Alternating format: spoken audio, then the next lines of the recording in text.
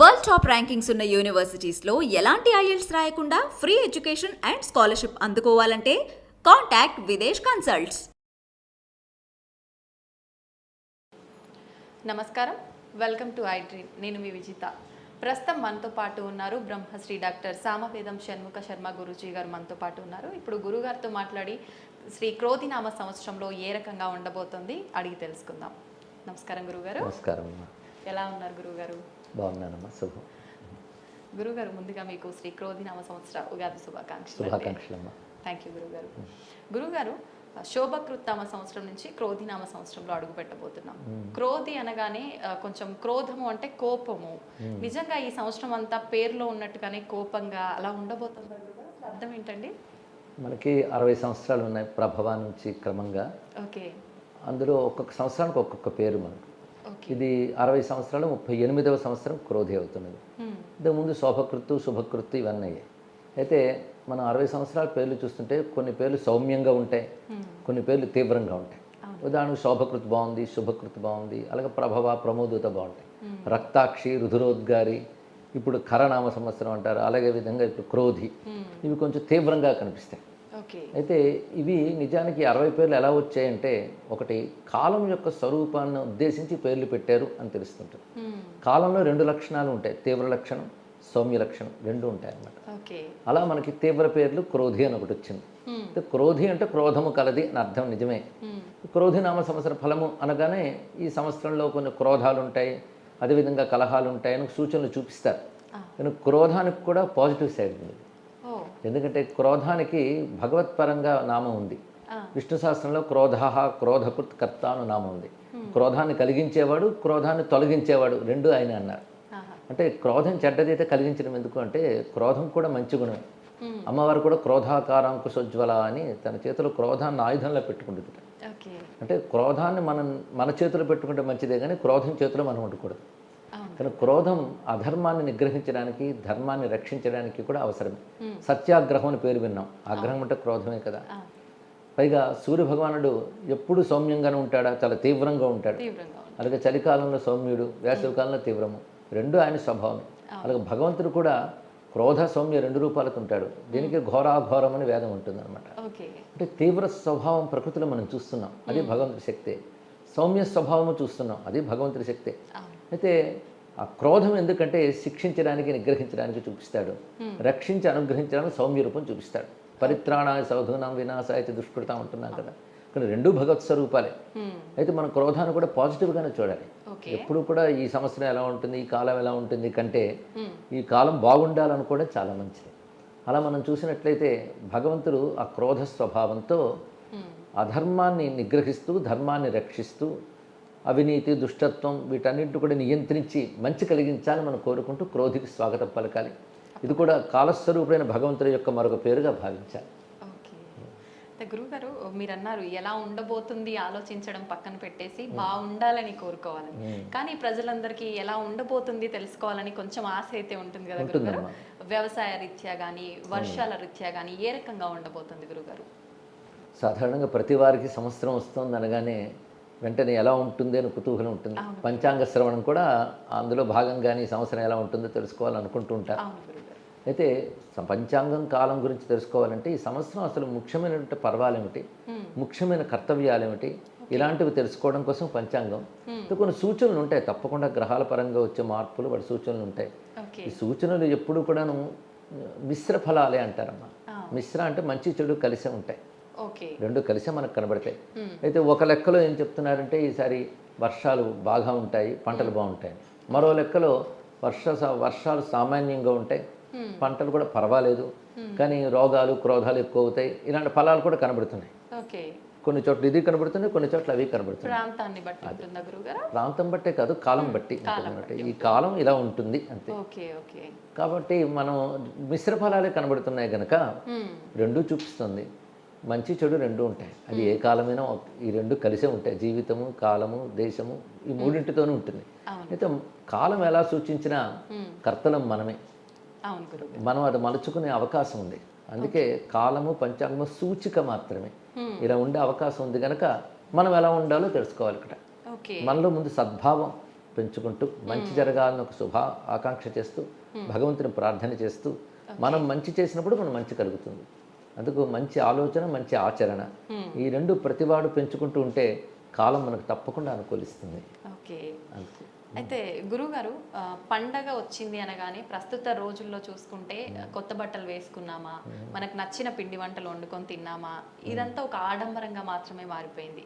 నిజంగా పండగ జరుపుకోవడం ఏ రకంగా, మన సనాతన ధర్మం ఏం చెప్పింది గురుగారు పండగలు? మన పండుగలకి ప్రధానంగా ఒక దివ్యత్వం ఉంది. అదేవిధంగా సామాజిక కుటుంబపరమైనటువంటి వేడుకలు ఉన్నాయి. రెండు కలిసి ఉంటాయి మన పండుగల్లో. అదే ప్రత్యేకత. మేము మన పండుగల యొక్క తీరు ఎలా ఉంటుందంటే అన్ని పండుగలు ఒక్కలా ఉండవు. ఒక్కొక్క పండుగ ఒక్కొక్క ప్రత్యేకత. అది సనాతన ధర్మంలో అంటే హిందూ ధర్మంలో ప్రత్యేకత లేదు. మనం మారుతున్న ఋతువులు, ఆ ఋతువులు వచ్చే మార్పులు, వీటిని అనుసరించి పండుగలు ఉంటాయి. ఏ ఒక్క పండుగ ఒకలా ఉండదు. సంక్రాంతి ఒకలా ఉంటుంది, ఉగాది ఒకలా ఉంటుంది, నవరాత్రులు ఒకలా ఉంటాయి, గణపతి నవరాత్రులు ఒకలా ఉంటాయి. అప్పుడు మన మూడు, వాతావరణం అన్నీ మారిపోతాయి. అది ఆశ్చర్యకరమైన అంశం. అంటే ఈ కాలంలో వచ్చే మార్పులను అనుసరించి మన పెద్దవాళ్ళు పర్వాలు ఏర్పాటు చేశారు.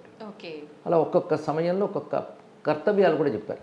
పండగ అన్నప్పుడు 10 మంది కలుసుకోవడం, మంచి మాటలు చెప్పుకోవడం, శుభాకాంక్షలు చెప్పుకోవడం ఇవన్నీ అవసరమే. కానీ పండగ అన్నప్పుడు ఈ కుటుంబ పరంగా చేసుకునే వేడుక ఎంత అవసరమో దైవికమైన కృత్యాలు కూడా అంత అవసరం. ఎందుకంటే ఈ సమయంలో వచ్చే మార్పు వల్ల ఒక దివ్యత్వాన్ని మనం అందుకోగలగాలి.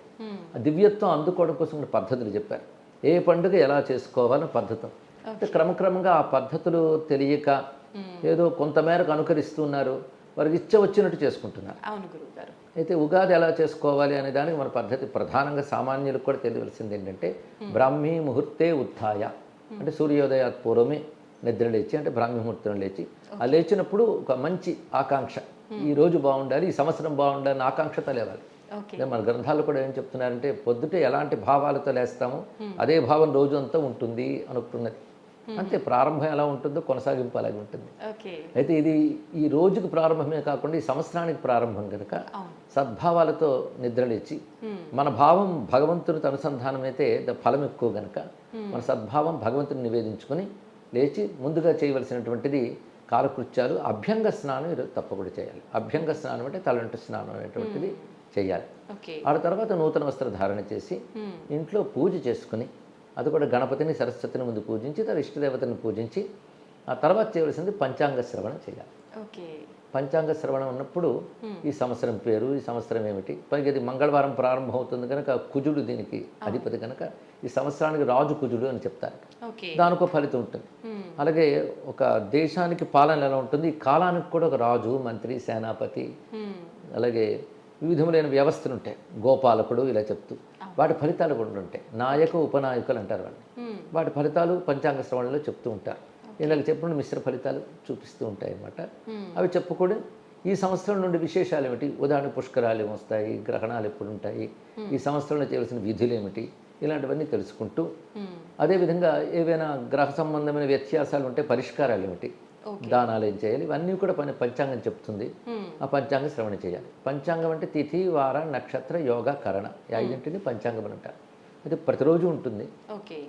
మనం ప్రతిరోజు పంచాంగం చెప్పవలసిందే. ఎందుకు అంటే వీటికి అధిదేవతలు ఉంటారు. కాలాల్లో తిథి, వార, నక్షత్రాలకు అధిదేవతలు ఉంటారు. వాటిని మనం స్మరించితే అధిదేవతల అనుగ్రహం లభిస్తుంది. అందుకే ఈ పంచాంగ శ్రవణం చేయడం వల్ల ఆ కాల దేవతల యొక్క కృప మనకు లభించాలి అనే ఉద్దేశం.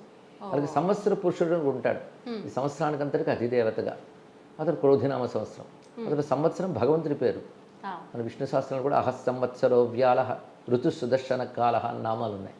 అంటే భగవంతుడి పేర్లే సంవత్సరము. ఇవన్నీ కూడా సంవత్సరో విషు వర్ణై అని వేదమంత్రం కూడా ఒకటి ఉన్నది. అంటే అనేక మార్పులతో కూడినటువంటి ఈ సంవత్సరము. మార్పులు అంటే ఋతువుల్లో మార్పు, ప్రతి మార్పులో ఒక అందం ఉంటుంది. అందుకే మారుతున్న ఋతువులతో కూడిన సంవత్సరం అంతా కూడా ఒక భగవత్ స్వరూపంగా భావన చేస్తూ ఈ సంవత్సర కాలం మనకు అనుకూలం కావాలి అని ఒక భక్తి భావంతో, పవిత్ర భావంతో మనం పంచాంగ శ్రవణం చేస్తాం. ఏదో ఇన్ఫర్మేషన్ తెలుసుకుంటున్నట్టు కాకుండా ఒక భగవత్ సాధన కింద మనం చేస్తాం. ఇది పంచాంగ శ్రవణం తర్వాత కృత్యం. ఇక మూడవ కృత్యం ఏంటంటే ఉగాది ప్రసాదం. అందరూ ఉగాది పచ్చడి అంటారు కానీ నా పచ్చడి శబ్దం వాడకుండా ప్రసాద శబ్దం వాడుతున్నాను. ఉగాది ప్రసాదం అనేది చక్కగా ఉంటుంది. ఇది చేసే పద్ధతి కూడా శాస్త్రమే చెప్పింది. ఇప్పుడు అనేక మంది ఉగాది పచ్చళ్ళు చేస్తారు. ఈ మధ్య తగ్గే కానీ ఆ మధ్య ఉగాది పచ్చళ్ళ మీద కార్టూన్లు బాగా వచ్చాయి.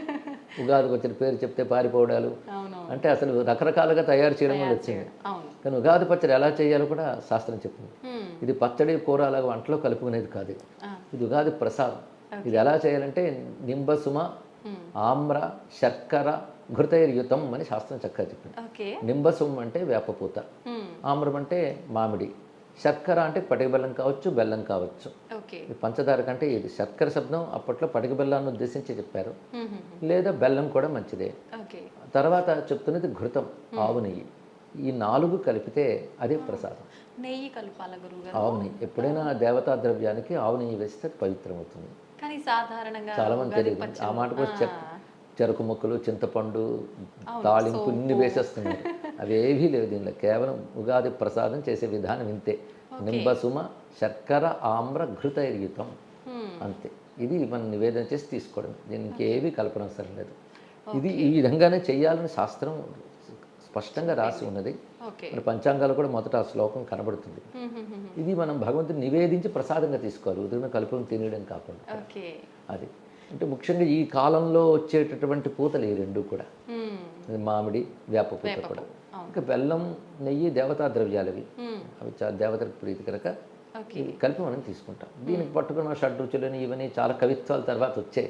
ఓ. ఉగాది పచ్చళ్ళలో షడ్రుచులు ఉన్నాయి, షడ్రుచులు మనం చూసుకున్న దాంట్లో ఇప్పుడు 4 ఉన్నాయి కదా గురుగారు? 4 షడ్రుచులని కవిత్వం అని. అయితే ఒక్కొక్క దాంట్లో 2-3 రుచులు కలిసి ఉంటాయండి. ఓకే. ఓకే. ఒక పులుపున పదార్థంలో వగరు కూడా కలిసి ఉంటుంది. అలా చెప్తారు. అయితే షడ్రుచులు అనే మాట అక్కడ శాస్త్రంలో లేదు, లేదు. మన వాళ్ళు కవిత్వంలో తీసుకొచ్చారు అంతేగాని. ఓకే. ఉగాది ప్రసాదం అని పేరు పెట్టుకుంటే బాగుంటుంది ఇక్కడ నుంచి. మ్మ్. ప్రసాదం అంటే భగవంతుడి యొక్క అనుగ్రహం అని అర్థం. ఓకే. అలాగా పదార్థం తినకుండా ప్రసాదం తినడం చాలా మంచిది. మ్మ్.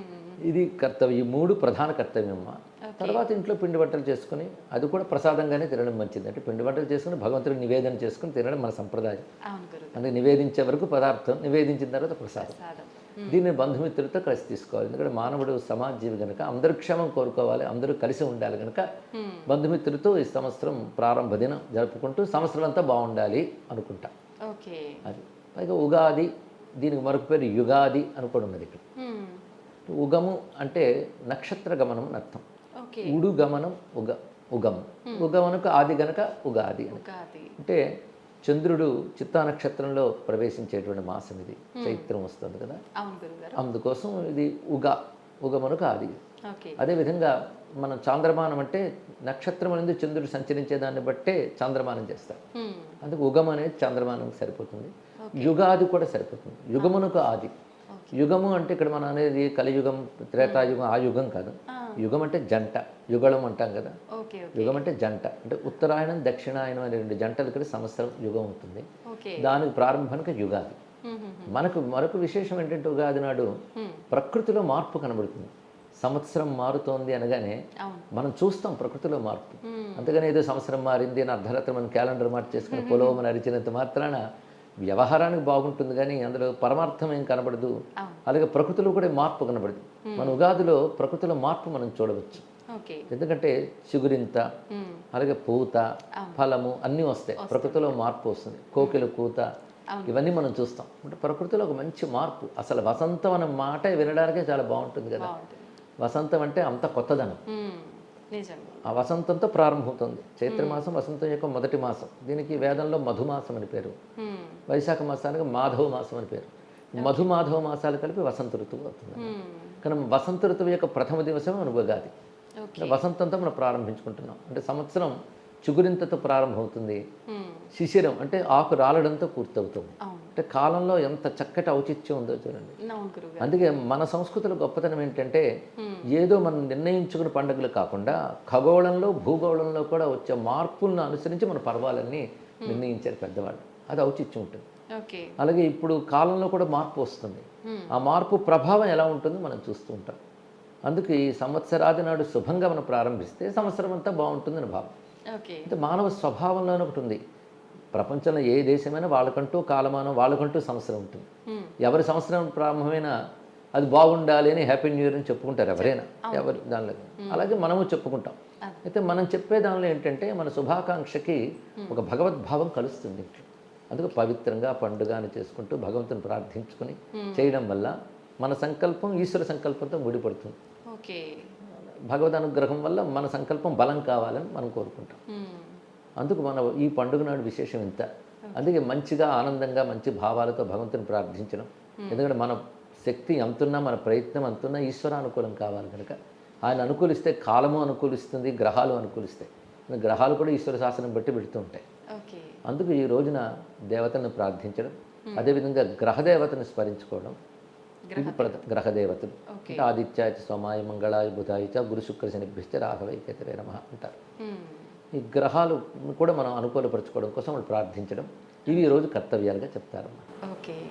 అయితే గురువుగారు మనకు నూతన సంవత్సరంలోకి అడుగు పెట్టడమే మంగళవారంతో అడుగు పెడుతున్నాం కాబట్టి సంవత్సరం అంతా ఎలా ఉండబోతోంది అనే ఒక ఆలోచన జనాల్లో ఉంది గురుగారు. దాంతోపాటు మనకు శ్రీరామనవమి, ఉగాది తర్వాత వెంటనే ముహూర్తాలు లేకుండా ఒక 3 మాసాల వరకు ఉంది. ఇదంతా చూస్తుంటే కొంచెం నెగిటివ్ పరిణామం అనేది ఎక్కువగా కనిపిస్తోంది అంటున్నారు. దాని గురించి చెప్పండి గురుగారు. నెగిటివ్ అనడానికి లేదమ్మా, ఇది కాలం యొక్క లక్షణం. అది ఓకే. ముఖ్యంగా మంగళవారం ప్రారంభం చెడేమీ కాదు. ఎందుకంటే ప్రతి వారము మంచిదే, ప్రతి గ్రహము మంచిదే. ఓకే. అంటే గ్రహాలన్నీ ఈశ్వరుని అనుగ్రహాలే. అందుకు కాలంలో ఇది చెడ్డదని లేదు, అలాగే రోజుల్లో ఇది చెడ్డ రోజు అనేది లేదమ్మా. కాలం మంచిదే. అయితే దేనికి ఏది మంచిది అనేది చూసుకోవాలి ఇక్కడ. మంగళవారం కొన్నిటికి చాలా మంచిది, కొన్నిటికి చేయదు. అలాగే ప్రతి వారం కూడా కొన్నిటికి పనికొస్తుంది, కొన్నిటికి పనికిరాదు. అది కూడా ఆ కాలశక్తిని అనుసరించి చెప్పారే తప్ప మంచి చెడు ఏమీ లేదు. పైగా పేరే మంగళవారం అంటున్నాం, మంగళమేగా, కాబట్టి అంటే మంగళకరంగానే ఉంటుందని భావన చేయాలి. పైగా గ్రహాధిపతులు కుజుడు, మంగళ గ్రహం అంటే కుజుడు, ఆయన ప్రభావం కొంచెం ఉంటుంది. ఆయన తీవ్ర గ్రహమే కనుక కొంచెం తీవ్ర ప్రభావం కనిపించవచ్చు. కానీ ప్రతి గ్రహానికి అధిదేవత ప్రత్యదేవతలు ఉంటారు. ఇక్కడ కుజగ్రహానికి కూడా మనం అంగారకుడు ప్రధానమైనటువంటి గ్రహమైనప్పటికీ కూడాను దీనికి ప్రధాన దేవత సుబ్రహ్మణ్య స్వామి.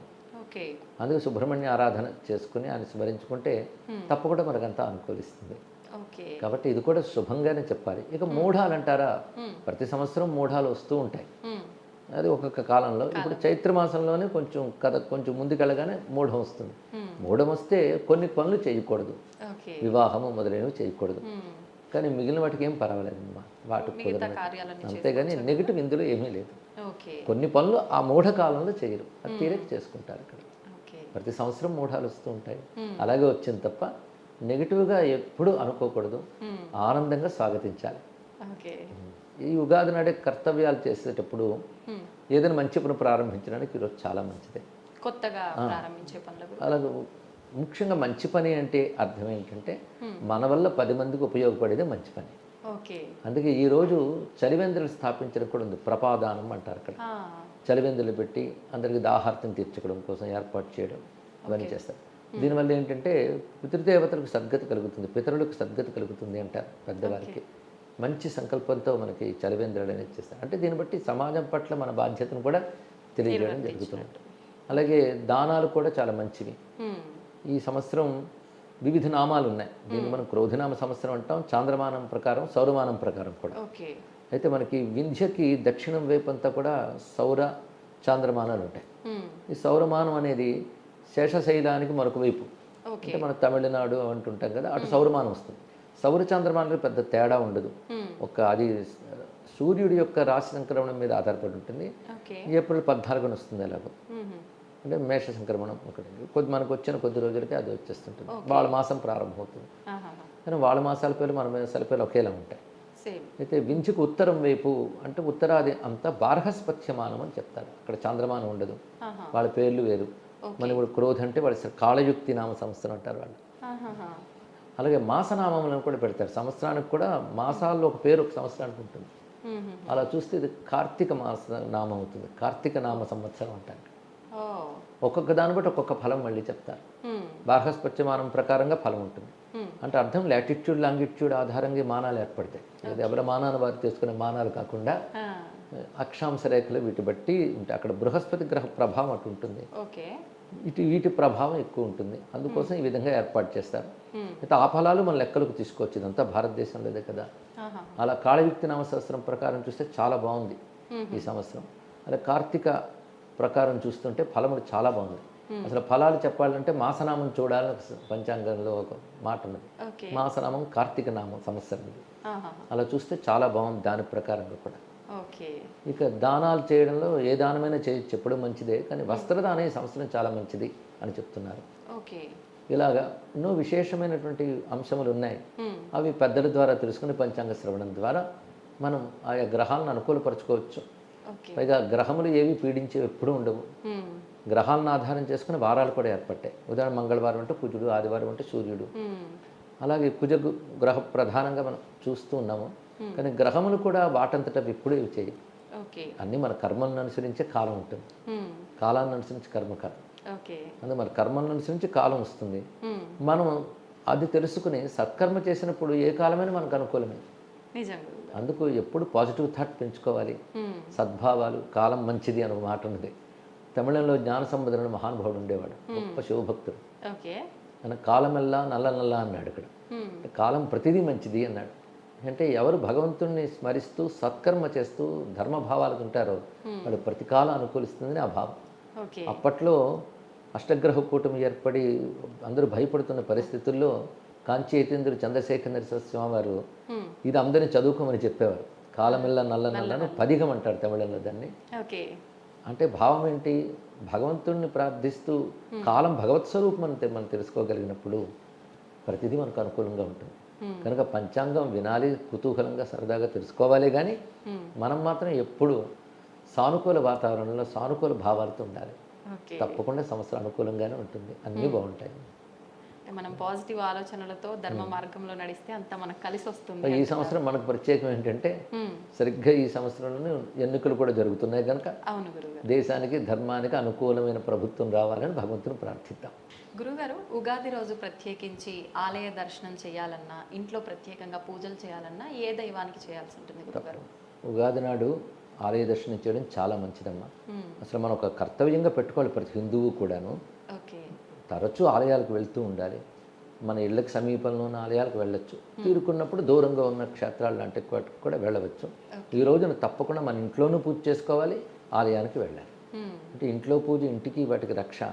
ఆలయానికి వెళితే అక్కడ శక్తి ఉంటుంది, యంత్రప్రతిష్టలు ఇవన్నీ ఉంటాయి కనుక మరింత గొప్పది. ఆలయానికి వెళ్ళడం చాలా అవసరం. ఏ ఆలయానికైనా వెళ్ళవచ్చు. ఈరోజు ప్రధానంగా ఈ దైవాన్ని ఆరాధించాలని ఎక్కడ లేదు. పరమాత్మ అన్ని రూపాలతో ఉన్నటువంటి వాడు. మీకు ఇష్టదైవంగా ఆరాధించుకోవచ్చు. అందుకే గణపతిని, సరస్వతిని ముందు ప్రార్థించమన్నారు. విఘ్నములు తొలగడం కోసం గణపతిని, సద్బుద్ధి కోసం సరస్వతిని ఆరాధించి అటుపై మన ఇష్టదేవత ఆరాధన చేసుకుంటాం.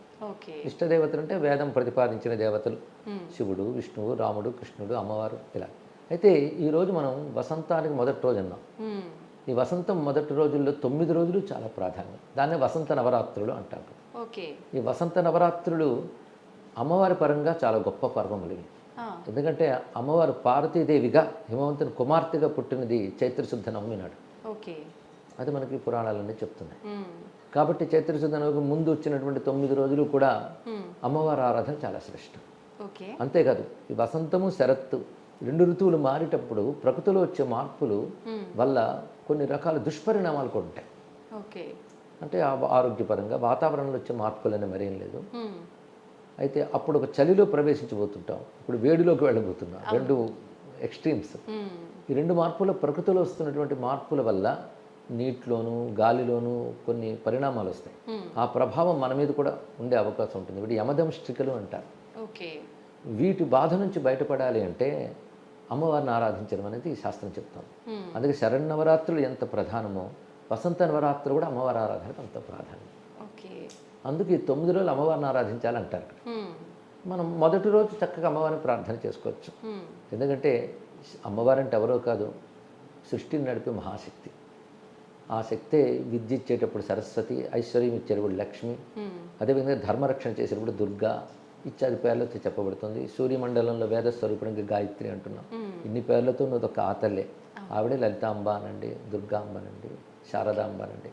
అమ్మవారిని ఆరాధించుకోవడం ఒకటి చాలా మంచిది. ఇక రెండవది చైత్రశుద్ధ నవమి నాడే రామచంద్రమూర్తి ఆవిర్భవించినటువంటి రోజు కనుక వసంత నవరాత్రులు రామనవరాత్రులను కూడా చెప్పచ్చు. రామచంద్రమూర్తి ఆరాధన చేసుకోవచ్చు. ఆయన ధర్మరక్షణ కోసం వచ్చినటువంటి నారాయణుడు కనుక రామ పూజ కూడా చాలా మంచిది. అసలు రామనామం అందరికీ రక్ష. అది కనుక రామనామం, రామారాధన చాలా శ్రేష్టం ఈరోజు. గురుగారు, ఇప్పుడు నవరాత్రుల గురించి చెప్పారు కదా, ఇంట్లో నవరాత్రుల పూజ చేసుకోవాలి అనుకునే వాళ్ళు ఏ రకంగా చేసుకోవచ్చు గురుగారు? అంటే సాధారణంగా శ్రీ విద్యాలంటే ఉపాసన మార్గంలో ఉన్నవాళ్ళు శరన్నవరాత్రులు ఎలా చేస్తారో అలాగే చేసుకోవచ్చు. వాళ్ళు కలశ స్థాపన చేసుకుని శ్రీచక్రాన్ని పూజ చేసుకుని చేస్తారు. అయితే ఉపాసన వెళ్ళైనటువంటి వారు ఇంట్లో మామూలుగా కలశ స్థాపన చేసుకుని ప్రతిరోజు షోడశోపచార పూజ చేసుకుని వాళ్ళు శారీరక స్థితి బట్టి నియమాలు పెట్టుకోవచ్చు. అంటే పగలు ఉపవాసం చేసి రాత్రి భోజనం చేయడము, లేదా మధ్యాహ్నం భోజనం చేసి రాత్రి అల్పాహారం తీసుకోవడము, ఏదో ఒక నియమం పెట్టుకుని అమ్మవారి గ్రంథాలు ఏమైనా పారాయణ చేసుకోవచ్చు. సహస్రనామాలు కానీ దేవి మహాత్మ్యం కానీ ఇలాంటివి పారాయణ చేసుకోవచ్చు. మంత్రం ఉన్నవాళ్ళు మంత్ర జపం చేసుకోవచ్చు. లేని వాళ్ళు అమ్మవారి నామాలు జపం చేసుకుని స్తోత్ర పారాయణ చేసుకోవచ్చు. ఓకే గురుగారు, నవరాత్రులు అనగానే అమ్మవారి నవరాత్రులు అంటే ఒక్కొక్క రోజు ఒక్కొక్క రకంగా అమ్మవారిని పూజించాలి, ఆ రకంగానే నైవేద్యం అమ్మవారికి నివేదన చేయాలి అంటుంటారు కదా.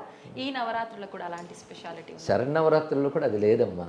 ఈ రోజు అమ్మవారు ఆ రోజు అమ్మవారు అనేటటువంటిది ఎక్కడ శాస్త్రంలో లేదు. ఓకే, అది కేవలం ఒక ఆలయంలో రోజుకు ఒక అవతారం వేయడం అనేది చేస్తారు. అవునవును, అది పట్టుకుని ఇళ్లలో కూడా అన్వయించుకుంటున్నారు. ఆలయాల్లో కూడా ప్రతి ఆలయం ఒకేలా చేయదు. అవును గురుగారు. కనకదుర్గమ్మ ఆలయం ఒకటి చేస్తే భద్రకాళి ఆలయం మరొకలా చేస్తుంది. కానీ ఈ రోజు ఈ అవతారం అని ఎక్కడా లేదమ్మా. 9 రోజులు అమ్మవారి పూజ అంతే.